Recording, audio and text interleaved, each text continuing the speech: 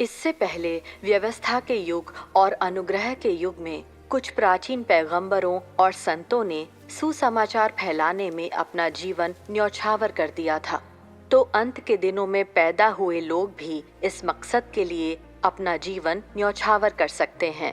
ये कोई नई या अचानक हुई बात नहीं है। ये कोई अतिशय अपेक्षा भी नहीं है।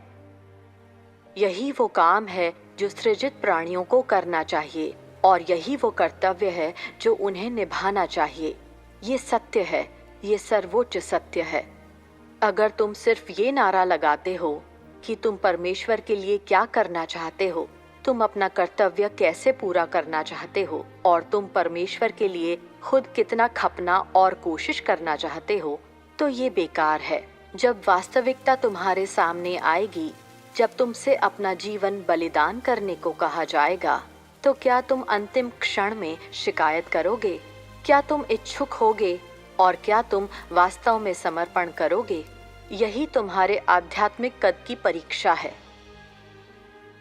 अगर अपनी मृत्यु के क्षण में तुम सहज हो, इच्छुक हो और बिना किसी शिकायत के समर्पण करते हो, अगर तुम्हें लगता है कि तुमने अंत तक अपनी जिम्मेदारियां, दायित्व और कर्तव्य निभाए हैं, अगर तुम्हारा दिल आनंदित और शांत है, अगर तुम्हारी मृत्यु इस तरह होती है, तो परमेश्वर की निगाह में तुम मरे नहीं हो, बल्कि तुम दूसरे लोक में हो और दूसरे रूप में रह रहे होगे।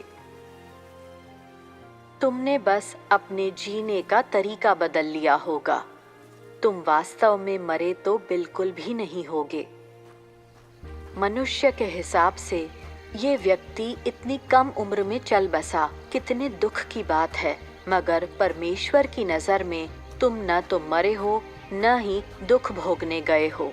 इसके बजाय तुम आशीष का आनंद लेने गए हो और परमेश्वर के करीब आए हो, क्योंकि एक सृजित प्राणी के रूप में तुम पहले ही परमेश्वर की नजरों में अपना कर्तव्य निभाने में मानक तक पहुंच चुके हो।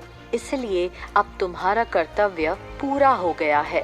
परमेश्वर को अब सृजित प्राणियों के बीच इस कर्तव्य को निभाने के लिए तुम्हारी आवश्यकता नहीं है। परमेश्वर के लिए तुम्हारे जाने को जाना नहीं कहा जाएगा, बल्कि इसे ले जाया, वापस ले जाया जाना या रहनुमाई कर ले जाना कहा जाएगा। और ये एक अच्छी चीज है।